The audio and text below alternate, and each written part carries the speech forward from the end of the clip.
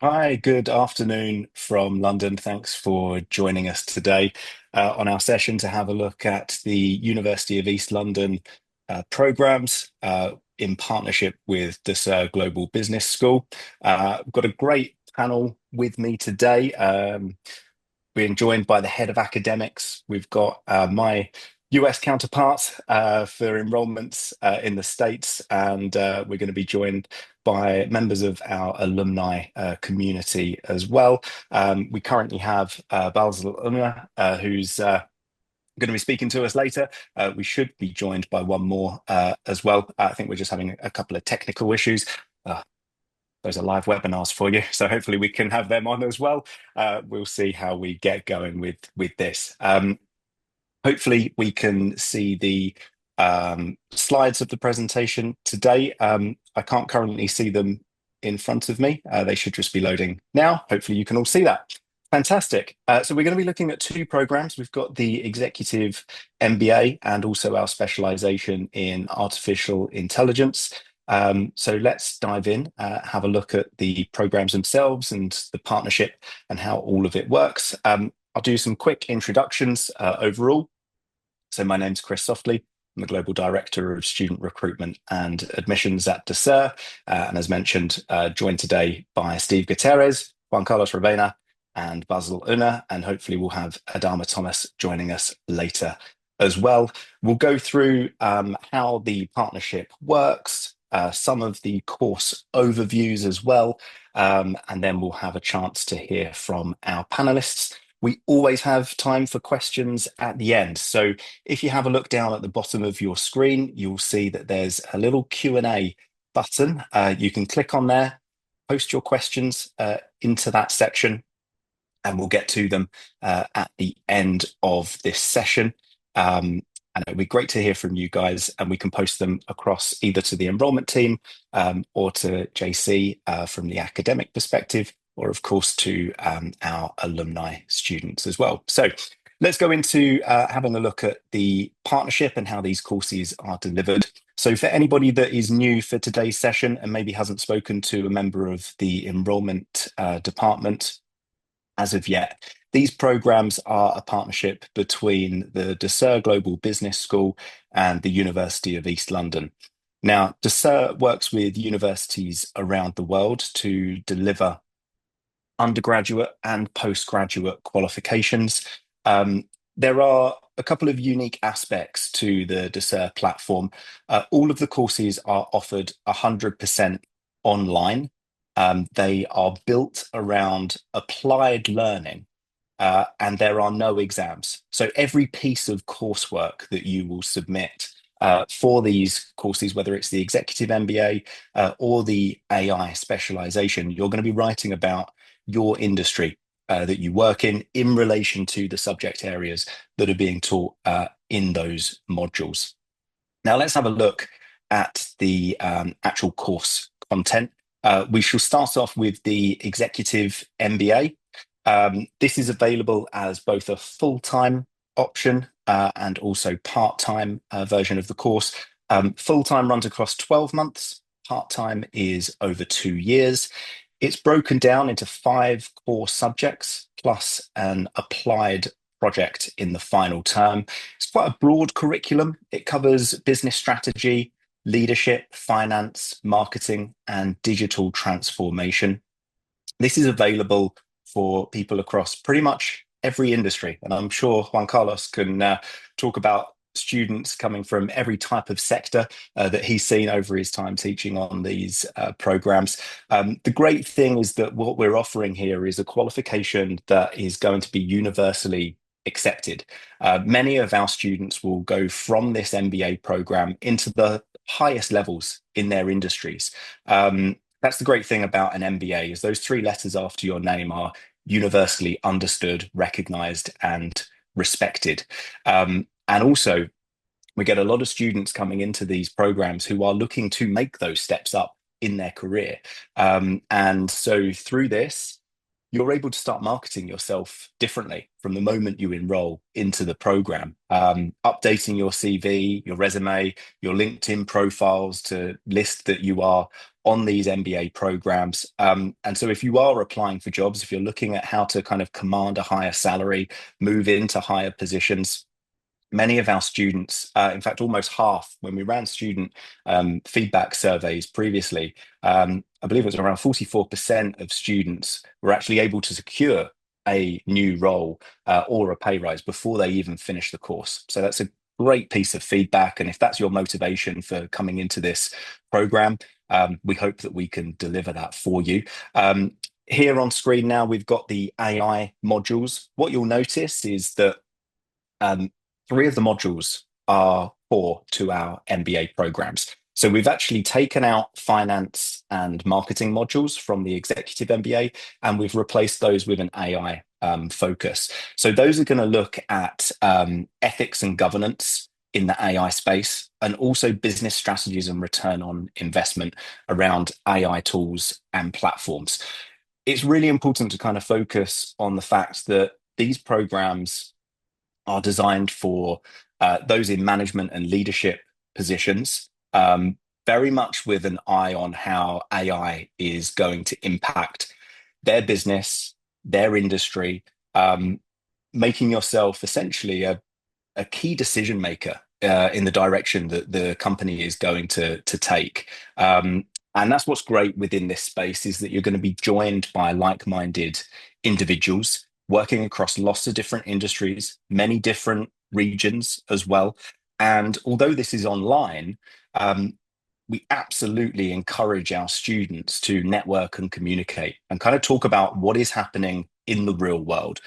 That's kind of the key difference of what we do with these online programs, is look at real world implementation. So you're going to bring that into your coursework that you write, but we hope that you can kind of bring it into the classroom and your study sessions, so that you can kind of learn from each other, especially when it comes to AI, maybe looking at what's happening across different industries, how you could potentially borrow certain aspects of what's happening in some sectors, bring it over to your own, different regions as well. When we talk about kind of ethics and governance, what are the key differences between what our students in the US could potentially do and some of the compliance issues that slow things down a little bit here in the UK and across the EU. So there's conversations that can be had around there that you can kind of bring in to those study sessions and the kind of supplementary learning experience that goes with this.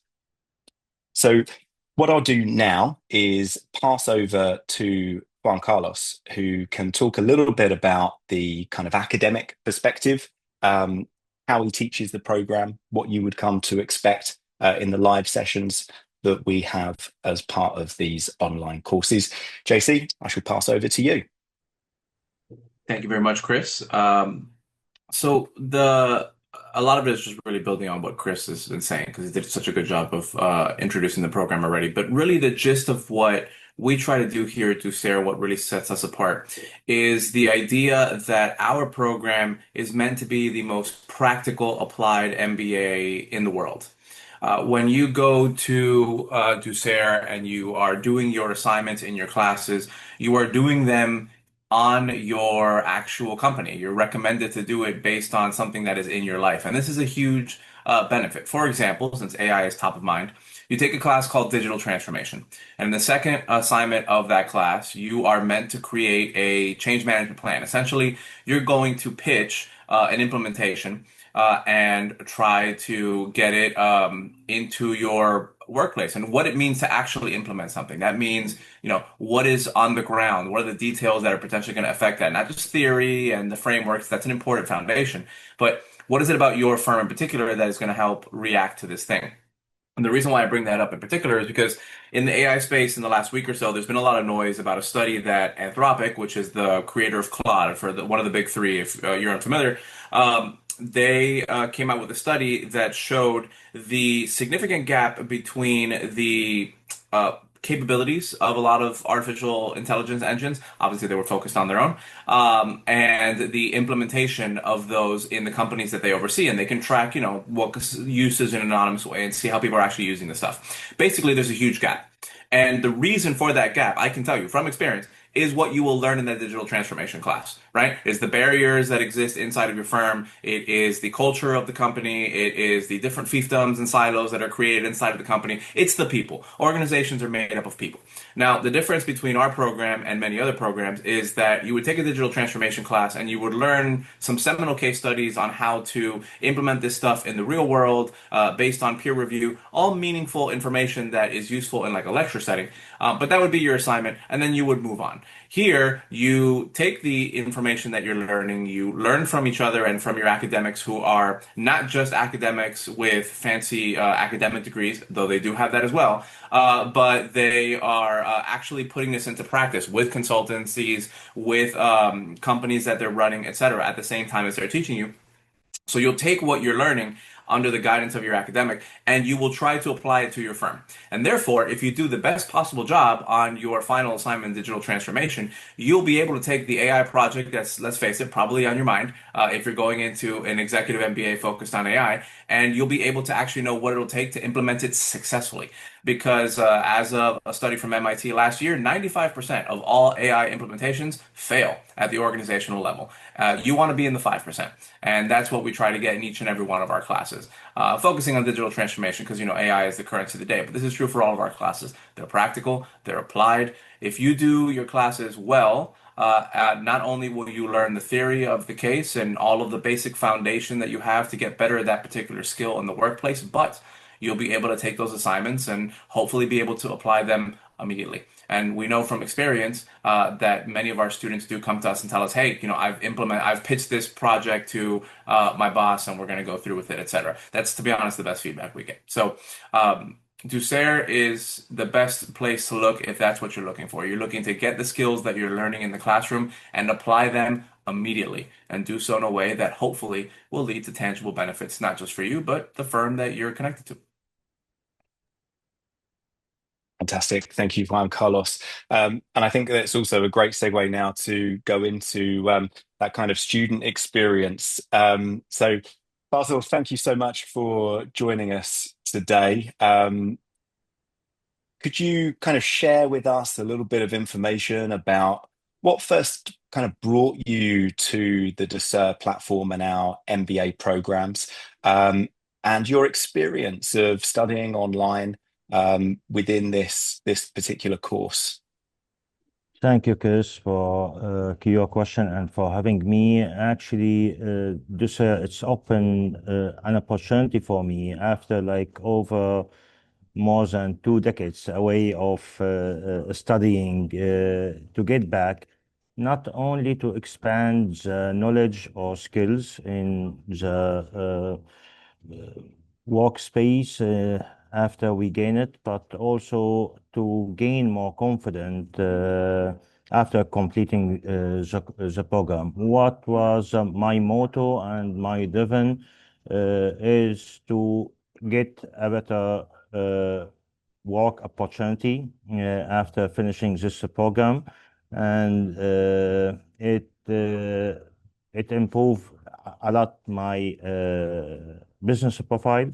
It add to a year of experience and academic degree, which is like very unique. So this journey, as JC was mentioning, we had the opportunity not only learning through the uh, programs itself, or there was opportunity to learn from each other as a peers, each one coming from different industry.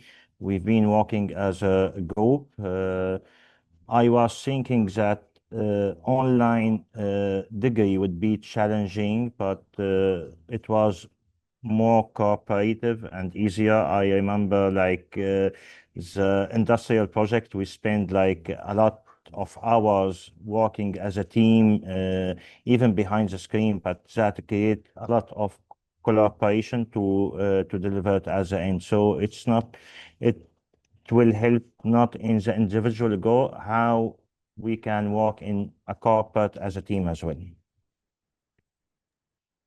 Thanks so much for those insights. And I think a lot of people that come into, looking at these online programs, many of them have been out of any kind of educational setting for some time, and you touched on it there.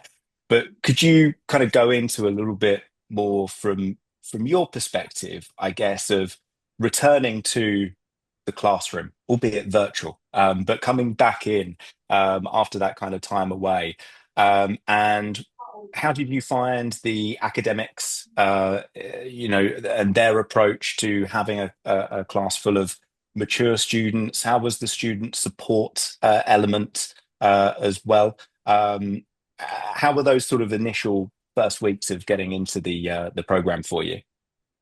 Again, as JC was mentioning, the program was designed to implement it with each section on the business itself. So it was very related to each individual industry. For example, again, as he mentioned, for the digital transformation, I make it on my business and how it uh, implementing tech for non-tech business, how that helped me to gain more clients, target different segments, and enhance my opportunity in the company to be more sustainable. So it's very practical. It's not only theory. It's something you learn and you can execute it immediately at the business. Uh, as a peers, we had like very tight relation. We had like different channels to communicate, whether the platform itself is allow user platform allow the communication between the student to chat or to communicate. On the top of that, we had our own chat group on where we've been talking, doing or suggesting some references or books to expand our knowledge, which can be helpful during the subject which we do. And the main, it's not about, as you mentioned, about an exam at the end of each subject. It's about delivery and understanding that you're really able to implement these techniques which you learn into a real business scenario.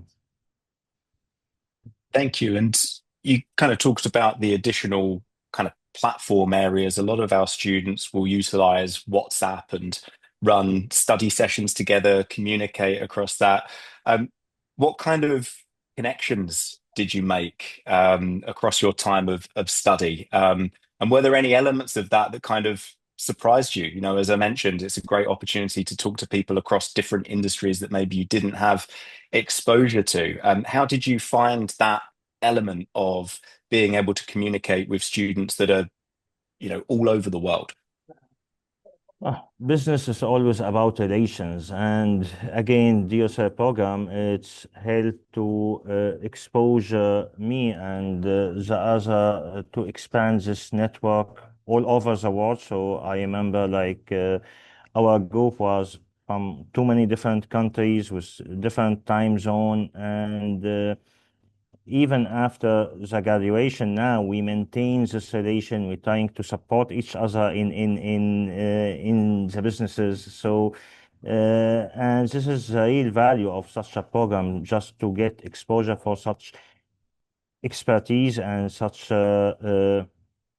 great people who have the ability to be able to learn again after this years of profession in work, and like very supportive community in DOSA itself. Like JC was always available for the support, and too many of other his colleagues as well. There's too many different channels, and the team itself. Like I remember, especially during the industrial project, like it can help to exposure that to understand each one pros and cons and how we have to deal with it at the end just to make the work success and delivered on time.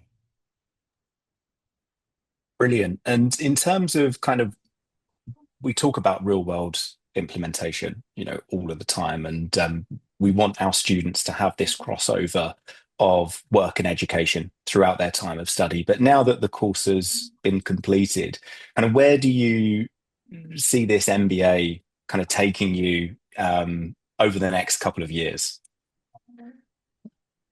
It positioned me better in my industry. Actually, it's already added for me more credibility for collaboration, partnership, and more exposure as well. And before we start the recording, I've been asking you about the continuous education. It make me more hunger and it increase my confidence to do like what do you say? Hopefully, will offer a new continuous learning experience. Uh, it's for me, I feel it like it's non-stop journey. Like it make me more hunger to achieve more. And I should just add to that in terms of what the future can look like for students on here. Um, this particular program is worth 180 credits through our British higher education system. That means that both professionally and academically, this can take you incredibly far. For those that are looking to continue their journey, we've seen students go on to complete PhDs and doctorates at universities around the world. Of course, UEL has programs. We don't currently offer a DBA through our online platform. But it is great if that's something that is kind of in your mind. There are options kind of moving forward that you can continue your studies. And that's even with students who didn't complete a bachelor degree before. So that's one of the great programs that elements of these programs that we haven't touched on yet. There are two routes of entry into these courses. We've got the academic traditional route, but then we also have one that recognizes the professional experience. Anyone with over 5 years of management experience can come directly into these MBA courses. And so what we're doing is really matching individuals with the level of qualification that they should be achieving at this stage of their careers. And I'm sure Steve can talk a little bit more about this and how that's different to the US education system, because this does come up as a question kind of time and time again. But it's great to know that you're getting something at such a high level that is going to allow you to continue both professionally and academically, if you so wish. Steve, I'll ask this question to you now before we kind of move away from that subject. But could you kind of talk around how this is recognized in the US, and especially for those that would be qualifying through the professional route rather than the academic one? Yeah, and I think it's that traditional versus non-traditional and people getting that mindset of being outside of the box, because the majority of our students are at a point professionally, as I commonly will say, where their experience exceeds anything they would ever gain from an undergrad. They are going to take classes they could teach at that level. In the last 20, 30 years, it's been pretty prevalent, especially here in the US, that people moved into the working world. And oftentimes, while they were in school, they stopped going to school to then go to work because they had to pay their bills, support their family, and all these things. But then they worked their way up on drive, and success. And was possible for them. And a lot of people did that and exceeded that undergraduate degree, which is for those people that don't have any experience or straight out of high school and moving forward with their education. So now they're at a point where they're going to exceed that. And that's a lot of time, money, and effort to put forth towards gaining a degree and taking classes that they could essentially teach. So this allows them to come directly into the MBA. And even as you're saying, there's a non-traditional, even with the traditional route, if you have a bachelor degree, you still need work experience to be able to enter into this program. It is what this program is designed for, is for experienced executive professionals. Because you're choosing the subject matter of the projects, you need the subject matter to pull from yourself and your experience for those projects. We're not giving you mock businesses or scenarios for you to formulate and learn about that industry that has nothing to do with what you do for a living. Instead, we're having you utilize what you do, your industry, your business, your aspirations as that subject. So for the US, it's pretty much 2,500 colleges here, 13 to 16 different kinds of accreditation, but pretty much across the board, you need a bachelor before you can get a master's. And that's just not the case worldwide. And in this case, in the UK, where you can go and look at a mastery based upon your work experience to move yourself forward and to gain that educational level. Because most of our students are flat out asked, what is your highest level of degree currently? Which would be an MBA, a master degree in business administration. And then they want to talk about your experience, what you've been doing for the last 10, 15, 20 years. So it allows our students to, again, be able to move forward. Now, the University of East London is accredited as a public British university under the Royal Charter, which is what Oxford and Cambridge were. Two of the most world-renowned universities out there. I would say it's what is comparable to regional accreditation here in the US. Which is the highest, most recognized form, what most reputable, recognizable schools have. Ivy League schools, state schools are all regionally accredited schools. And it's comparable to that. Now, also, the University of East London is a Title IV recognized institution by the U.S. Department of Education. So we get that accreditation, the recognition there. It just, again, allows our students to move forward. And then I think some of the perks behind that, besides choosing the subject matter, finding the relevancy, but is the global perspective that you're gaining from this degree. We quite literally have students located around the world. So you get to draw from that, have the visibility towards that, the networking capabilities, but then tailor the program to yourself by choosing the subject matter projects. And then you get a mix a little bit in the final project, in your industry relevant project. It's really the only group project throughout the whole program, and you get that ability to interact, to work with other students outside of the networking, because it's like they're hiring out to a consultancy firm with that issue that company has, or the solution that they're looking for, advice they're looking for, that you're able to provide within a group of other students into that oftentimes has nothing to do with what you guys do for a living. So you get that perspective to kind of draw in from it and utilize the things you've learned and all the experience you've had, work experience wise. And it's a great atmosphere for our students. So I think it's a really great exchange, because normally I go to school and everybody I go to school with is in a 50-mile radius of this campus. And that's just not the perspective you're getting here. It's global. Instead of night classes, which used to be predominant here in the US, 10, 20, 30 years ago, that's kind of gone by the wayside, because now online schooling has been able to surpass that in the flexibility, in the technology of what we're able to do with the courses, with the teachers, with the webinars, things like that, our live sessions that you can really pull from. And I think this is a great opportunity for our students, not just in the US, but globally. Thanks so much, Steve. I think what we can do now is open up for questions from our audience. We do have a couple that have been coming in whilst we've all been talking. So again, I'll just kind of remind everybody within the audience, there's a box at the bottom that's Q&A.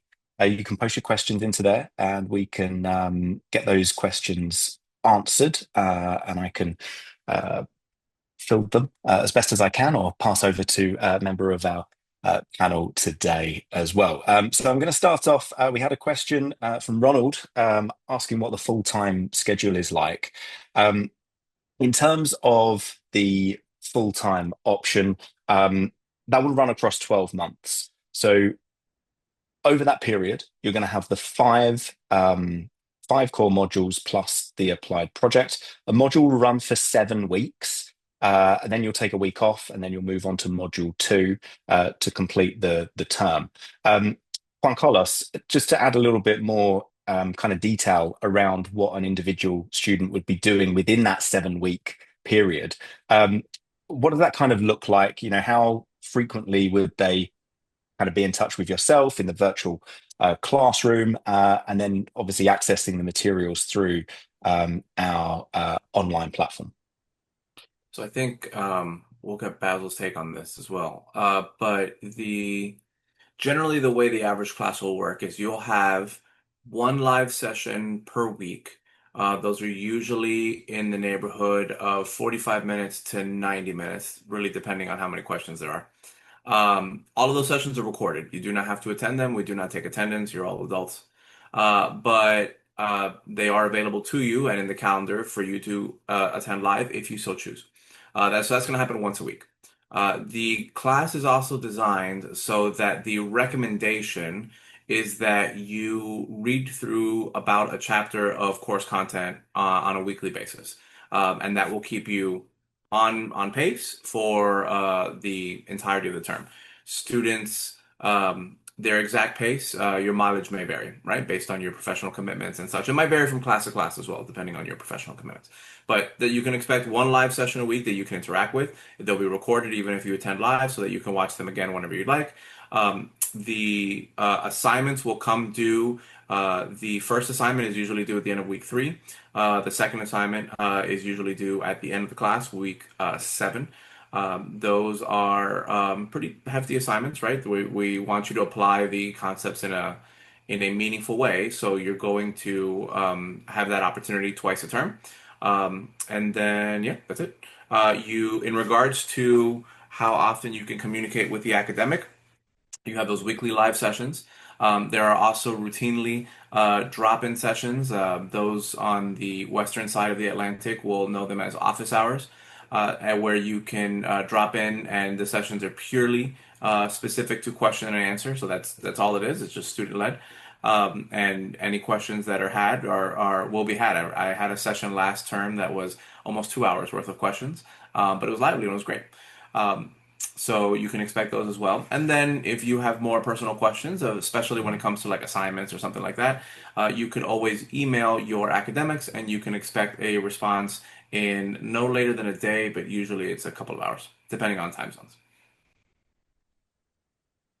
Thanks, JC. And for those asking questions around the part-time option as well, that will span 2 years. The modules will remain the same length. So you'll actually still study over a 7-week period, but rather than moving on to the following module pretty much straight away, you will have the rest of that term off.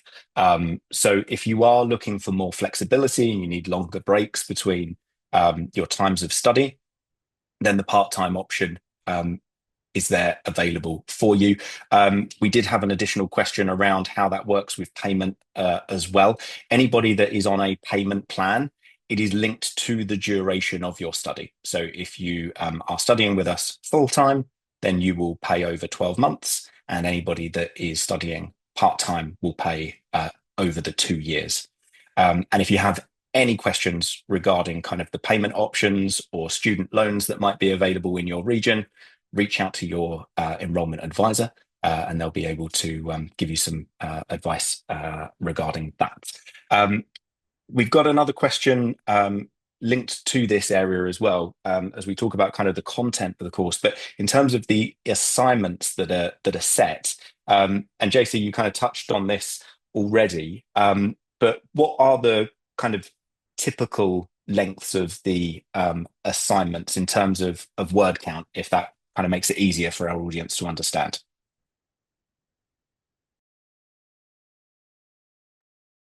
Oh, I'm ever so sorry, JC. You're on mute at the moment. Sorry, I got a rather important email I was reading and I forgot to unmute. So the first assessment is usually in the 1,500 to 2,000 word range, and it's meant to be focused on chapters 1 through 3, which is the first half of the class. The second assessment is usually about 3,000 to 3,500 words, and that is focused on all of the content of the class. The students usually, when they first see the word count, are like, "Oh my goodness, those papers are so long." And then I know Basil will attest to this. Almost exclusively, they come back immediately and say, "That word count is too short. I need more space. I have so much to say." But yeah, it's usually about 3,000 words for the second assignment, 1,500 for the first assignment. Insofar as to tackle the implied question, how long those assignments are going to take to write, your mileage may vary. Thank you for that. And Basil, how did you kind of find tackling those assignments yourself when you kind of first came into the program and thinking about that applied approach? What was your experience of jumping in and doing that style of academic writing? Yeah, I would like to highlight like each assignment have different weight in the final grade. So yeah, the final one definitely has more grade. It was from my experience. Don't expect yourself, from my experience, to do like a brilliant in all the assignment. For some assignment, I did really well. With some other, I failed, and there was like an opportunity to do it again, to raise my score, and to so it's not the end of the world to do it. And I will highlight also about this option for the full time and the 2 years. Like I remember most of in my corner, most of my colleague was in senior position, work in big corporate, and they've been able to do it with 1 year. So it's very flexible. Each one can do it on his back, like to read and submit. Only like you have to do like the assignment submit date. It's very crucial to submit it on the right time. I actually want to build on something Basil was saying about the performance on some of the assessments. I think whenever we're doing we're bringing in prospective students, like everybody that's here listening, you there's always a balance that needs to be struck, right? You want the students to understand that the program is doable, right? It fits into your schedule. There have been plenty of people who have done it before. And there's a quote from an old movie I like that says, "What one man has done, another can do." And we have had plenty of graduates, so it's definitely doable. However, it does need to be balanced with the understanding that it's not a fly-by-night situation, right? You're not just going to show up and take a few quizzes and then get your paper. You're doing real work. To earn an MBA, you have to prove that you have the chops. So it's a fine balance for Chris and Steve to navigate when they're pitching to prospective students. But it's an important one, right? Because we want you to know that you can do it. Most people can do more than they think they're capable of. And when you find yourself in a difficult situation, you will supersede. Adaptability is humanity's greatest trait. With that said, you're not going to find this to be particularly easy in the sense that you're not going to just do easy assignments and move on and not really learn anything. We want you to learn and to apply. And that does mean that, with some assignments, especially in classes where you're learning skills, you might be spending more time working on those assessments that you would have planned. But that's a good thing. That means that you're actually learning and you're going to be putting it into substantive effect, right? If it looked too easy on the onset, it's probably not worth your time. And to and thank you very much for that, JC. But following on from that, we do have a question about what that means for kind of daily requirements for the course, and linking it to the assessment and the grades that are attached to them. Can we just be a little bit kind of clearer over what needs to be done on each module to kind of pass and move forward, and then of course how the end of year project is graded as well? Sure. I mean, the truth is that the program is designed to be flexible, and that's one of its greatest assets. So we do have some students who they they do all of their writing for their major assignments in the weekend before they're due, and they need the pressure of the deadline to get it done. And as a result, they're mostly just reading during the week. In the weeks where they don't have assignments to do, they might just have an hour, 2 hours of study time, etc., and that's fine for them. For most of our students, that experience gives them agita. And so they would never want to have that level of stress. And so for those students, you're going to balance out your approach and you're going to spend probably a more even distribution across all the weeks. And that might mean that for the period of time that you're in the program, you devote, one of your weekend afternoons to making sure you're always caught up on your reading material. That may mean that when you have an assignment coming due, that, the weekend before, you're going to say, I'm going to focus on my assessment, and I'm going to get it done. But part of the benefit too about having a practical program is that if you're working on a project that is for your company, then there's a possibility you might be able to work on it on company time. So I'll have that conversation with your boss. In regards to what is actually required, from an academic perspective, the answer is the assignments that are graded, right? We don't take attendance, like we said. So what is required of you are the assignments that are brought to you in the class. For most classes, those are 2 assignments. Individual. The whole program is individual until you get to the very end, and I'll touch on that in a second. So from a pure academic perspective, you get those assignments done to the best of your ability in the manner that best fits your professional and personal life. Good for you, right? That's good on you. That's how you do it. And how that is will depend wildly for a student. Most of our students are the kind of students who like to plan things out and work on things over time. We have several of our students who submit their work like a week early because they just want to get it over with. I was not that kind of student. I did it the day before. I needed the pressure. If not, I just wouldn't do it. I don't recommend that. As you can see, I was probably the student most likely to be like that on this call, and just take a look at our respective hairlines to see how effective it was in the long run. Now, for the industry project, that's the final part. That's a group project. Part of the class is still individual. The grade is split 50-50. But the final report to the client, because it's a real client, you're talking to a real person, you're satisfying what it is that they're looking for. Half of the class and the deliverable to the client is a report that you do as a group. And that's meant to mimic what it would be like in real life, right? If you had a major deliverable to an outside client, it's unlikely that only one person in that firm would be working on it. And you don't get an individual grade on that, right? The only people who get individual grades on things are baseball players who have very minute statistics for their performance. Everybody else gets graded to at least some extent on the performance overall of the company. And so when a project is delivered to a client, they are going to consider the performance overall to be the company performance. And so the group project is designed to mimic that. But still, even in that class, half of the grade is purely you, purely individual. Only you are in control of that. The other half is the group that you're working towards. And I think Bassel can agree that project is intense, but in a good way, right? You learn a lot about yourself. You learn a lot about your classmates. You learn a lot about group work. To be honest, it's a skill that needs to be improved professionally. I'm not just talking about our students. Our students do very well. I'm just talking about in general, just dealing with clients. Group work in firms that I've dealt with, not the best. And you get together to provide a real output. And then, you can show that output to other people within reason. Obviously, you want to honor the client's privacy to show this is my work product. I can go and show you what I do. And that's the value you have here. Thanks for that. And for those that are coming into this MBA, perhaps they've recently been made redundant or they're looking at a change in sector. We talk about this applied learning approach.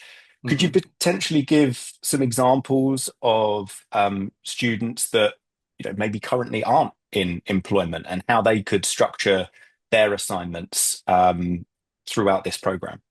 Sure. We've had students take a lot of different options. We've had students who have worked on a family firm that maybe was like a family business that they were never really involved in, but now they said, hey, you know what? They could use the help because it's a mom and pop shop. And they don't, you're doing the day to day, you don't have the time to actually catch up on big projects. Some students have done prior employers. Some students in some classes, it's not available in all because of the nature of the assignments, but some students use ideas they have for a company that they want to start. And then, of course, some students choose to look at a company that they are particularly interested in for one reason or another. Tesla's a popular choice in that category. Microsoft is another one, Nvidia is another one, etc. So you don't have to complete the assessments on the firms that you are currently professionally tied to. You have the option to, and it's recommended. And it does potentially have higher benefits, but really showing the ability to apply the concepts of the class, as long as you do so to the best of your ability, and the grade will reflect that. The skills will be learned regardless of the company you choose. Thanks for that. We're getting a couple of questions asking about the AI specialization. Great. I'm going to try and combine these two questions that have just come through into one. So somebody wants to kind of hear a little bit more about kind of this focus, what it would mean for somebody who is a manager and leader, not necessarily a programmer, not building agents at the moment. How could this program kind of specifically work for those individuals? And then also a question around the use of AI tools and platforms, and the impact that that's kind of having on the higher education space. What are That's our rules around utilizing these tools as prospective students? And I suppose overall, what are the benefits for those students that are looking at that specialization in artificial intelligence? All right, so let's start narrow and then go broader. So for the narrow questions about what the AI classes look like, and the chops that you need to be in them, there's one of the differences between this new technological innovation, that being generative AI or LLMs. One of the things about those that are different from previous ones is that the barriers to entry are much lower. You can talk to these tools in plain English and get great results. And that means that somebody who is a manager who is doing an executive MBA will have no problem, or at least not as much of a problem. Rather, I don't want to speak for everybody, but it's a lot different than being in an MIS class, right? Where you have to all of a sudden start learning a bunch of code. You don't have to learn Python or even HTML or CSS. The computer will do that for you. You just have to talk to it in plain English. Now, there's still a specific way to talk to a Gen AI agent and to use it for application, and that's what the application class is for, right? To help walk you through how to do that. So you don't have to worry if you don't have a technological background or not. The classes are designed in such a way where you should be able to go from zero to understanding mastery of the subject that you are going through. And our academics in those classes do a great job of doing that, and we see the feedback of students saying like, "Oh, I was a technological neophyte. I was totally scared of this technology, and now I'm using it every day," kind of thing, right? So those things do happen. Don't worry about not having a coding background. It's not necessary for Gen AI. You're going to speak to it in plain English. The broader question, so the medium question. So the medium question is, how do we use AI overall? Obviously, you're going to use it a little bit more in the AI classes, ethics, and in the application. That kind of goes without saying. But the generative AI is a tool like any other, and tools have good uses and bad uses. We don't want people to use hammers to break into the windows of stores. However, if you use a hammer to break into the window of a car to save a child, that's a good thing, right? So tools are tools. It's all about how you use them. We internally have been developing and have developed proper uses for tools and improper uses for tools. The basic crux of it is we want to show students in all classes how they can use any tools available to them, and generative AI is one of them, for the betterment of their academic experience without taking them out of the process, right? If a tool is enhancing what you're already doing, if it's taking the skills that you're learning, the foundation you're setting, and then allowing you to do that much better, that is a good use. If you're using it to replace yourself in meaningful work you're supposed to be doing, and you're having a Gen AI agent do it instead, first off, the quality is not going to be as good. And it's pretty obvious when somebody writes a paper with AI. I mean, for us academics that read a lot of papers on a regular basis, you can pick it up pretty quickly. But the other thing is that it's just not very good. There's no way to say it. No other way to say it, right? Like it does at best, mid-level work. And if you make yourself replaceable, then you can be replaced by mid-level technology because the technology is cheaper than you are. So we want to use the tools to enhance your academic journey and your professional journey. An example of that is in a marketing class I just taught. We went through how to use AI, generative AI, so Claude, ChatGPT, Gemini, to do competitor analysis and say, okay, this is the idea that I'm working on. How is it the same versus different from the closest comparable options that are available in the industry? Or another potential use in the same class is marketers love marketing personas.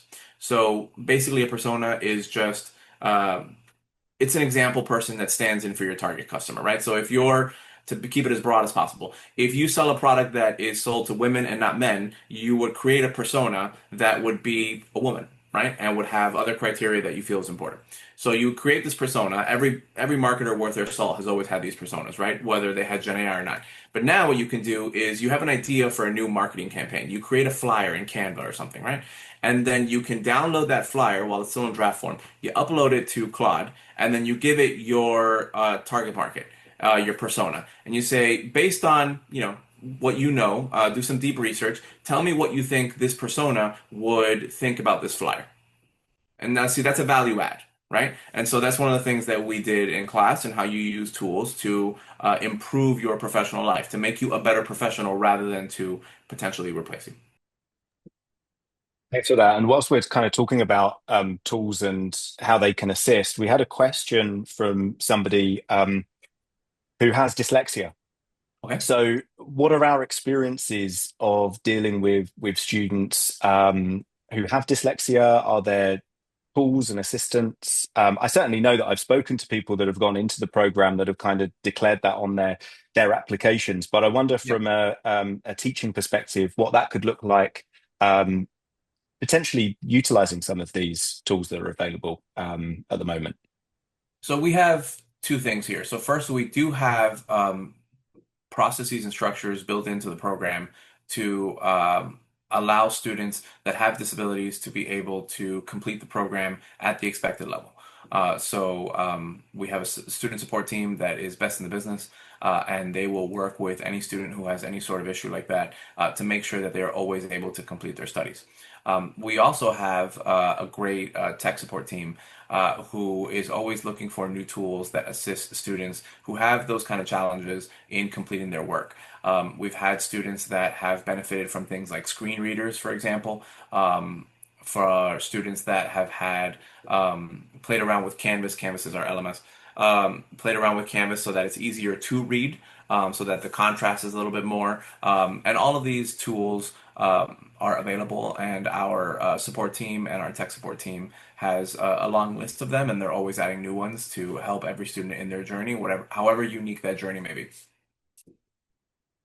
Thank you for that. The same person had actually asked as well about, before committing, they'd be interested to kind of see previous assignments. I know sort of elements of that are reasonably restricted, but what would be your advice in terms of an individual that is a little bit hesitant because they've been away from any kind of educational setting for some time, or because of any disability, they've got that hesitancy before jumping on board with the program? What kind of would be your best advice around that?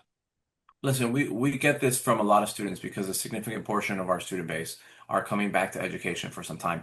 And that's to be expected. An executive MBA is designed for somebody who has had experience and is looking to take the next step. So we deal with this on a regular basis. Our students, our teachers are well versed in how to help students who are coming new to the academic process and get them on board and help them to understand. There is another thing to also remember, and I try to tell students this whenever I have them in my classes. There are certain academic requirements that are going to seem to be, for lack of a better way of putting it, kind of silly from the outside, like using a specific citation style for how you do your referencing, right? That's not something that most people don't do. Most people outside of academics, they just use footnotes. But what we've tried to focus on is the core skill. And the core skill is not, I know how to put a text into Harvard referencing style. It's not that big of a deal, and Microsoft Word will do it for you, to be quite honest. Instead, the core skill is how do I make a point? How do I prove to the person who's reading my paper, the intended audience, not the academic, but the boss, the stakeholder, whatever, that my idea is gonna work. I know it's gonna work, but how do I prove it to them? Nobody believes in your idea as much as you do. Learning how to be able to make that case is what we're trying to do. It gets wrapped up a lot in academic jargon and whatever else, but your teachers will walk you through that and get you to the core skill, which is how do I take what I've learned and apply it and prove to the people who are reading this proposal that I'm right, it's going to work, it's going to be better. That's what we're trying to get you to do. The individual questions of how do I cite this? How do I read this text? How do I make sure that I'm in the lecture and stuff? Some of that is stuff that you'll have a lot of questions on, and your academic will hold your hand, especially the first one that you'll have to make sure that you get through that process. We get those questions all the time. It's not a problem whatsoever. You don't have to be shy about any of those questions. And also, some of it is just getting back on the bike, right? Like all of you have gone to school at some point, and so you'll be surprised how quickly a lot of the stuff you used to do in class will come back to you. Thanks so much for that. Steve, I'm going to bring you in to help field some questions here around. We've got one that's just around recognition and accreditation in the US. I know we did touch on this earlier, and just for anybody that kind of joined late, which I think is where this question is coming in from, but if you could just again kind of reiterate how this is recognized, and then we've got questions about how to apply as well. So if you could then sort of lead into what the application process looks like, that'd be fantastic. Of course. And touching towards accreditation, it's funny in getting in these groups and with my colleagues and stuff, it is predominantly only a question we get here in the US and maybe Canada a little bit. For accreditation, and I think it's part of the fact that in the US we have about 13 to 16 different kinds of accreditation. We have made it overly confusing. 2,500 colleges and all these different rankings and rangings. If you think about it in the sense of every state school, Ivy League school that's near you, these are regionally accredited schools in the US. It's referred to a regional accreditation because there are 6 accrediting bodies that accredit the schools in those regions within the US. That is what is comparable to the accreditation that the University of East London holds, which is accredited as a public British university under the Royal Charter. It is what Oxford and Cambridge hold, what all their schools. They've simplified it. They made it easier in the UK where the government's just going to do it all, one thing, one meaning into that, versus here in the US where you have to worry about the accreditation because I got this degree from a very nice school that was nationally accredited, but I tried to go after that fact to a regionally accredited school and they would not accept the degree. Like, it's very confusing. In the UK, simplified. They are also a Title IV recognized university in the US by the US Department of Education. Okay. So I think you don't see those issues there. It's really just comes into the standard of how they look at education in the UK. It's not uncommon that one can look towards a master's degree based on the work experience, unlike here in the US, no matter any of those accreditations, 13 to 16 different kinds, pretty much across the board, you need a bachelor degree before you can get a master's. That is the real main difference into that. But for the accreditation and recognition, we do not see any issues to that because it is comparable to that. The MBA is considered to be comparable to MBAs here in the US and the amount of credits, the classes you take, those sort of things. We don't see any issues to that. It's just allowing our students to move forward versus taking those headache of steps back to complete a bachelor degree, but they oftentimes have been trying to complete for 20 years. And now I go back to the same school and they won't accept 2 of the classes I took because they're more than 5 or 10 years old. And it's just this vicious cycle. It's not meant for working professionals. 40 years a week for 4 years, you're expected to do for a bachelor degree. That's for someone out of high school with no other obligations in their lives. That's not the demographic we have of students here, working professionals looking at doing this. And although we've talked about the full-time pacing and part-time pacing, most of our students go full-time pacing because they want to earn the degree as quickly as possible to be able to utilize it. Also, in the fact that the sacrifices they're making in terms of the amount of time and effort they're putting forth they want to see the light at the end of the tunnel. 3 years into the program, or I'm sorry, 3 months into the program, you can already start doing that countdown. In 9 months, I'm going to have my MBA in hand and done with it. I can, see that light at the end of the tunnel to make that sacrifice. So it's really where we see a lot of our students at and why they're looking at this. They want to get it, complete it, and use it as soon as possible. Right? Now, in terms of applying, it's meant to be very simplistic. You're filling out our online application. Your enrollment advisor will provide you with this information and the link to our application system. The application is very short, very quick, probably take you about 2 to 3 minutes to do. It is so short, it does not even save your progress. So I would have your documents available to you digitally so that you can upload them, fill in the fields, submit your application, and that will go directly to your enrollment advisor. What you need is an up-to-date copy of your resume or curriculum vitae, a personal statement, so 1 to 2 pages, essentially why you're looking at pursuing the MBA in your own words, 1 to 2 professional letters of recommendation. Now, this does not have to be just your superiors like you would typically see or do in education, or it can be coworkers, colleagues, clients, direct supervisor, direct report, all of that stuff. And what they really want to be speaking towards is their professional experience.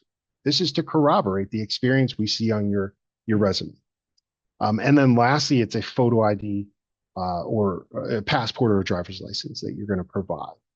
That's it. That's really all the documentation that's needed. You do not have a bachelor degree. We don't need any transcript. We don't even need your educational history. We're going based upon your work experience. So it's pretty simplistic into that process. Thanks, Stephen. We've had questions about kind of the payment structures and different routes available. In terms of what that would look like in the UK, a lot of students will come in via the student loan route. If you've got questions around that, you can speak to your enrolment advisor.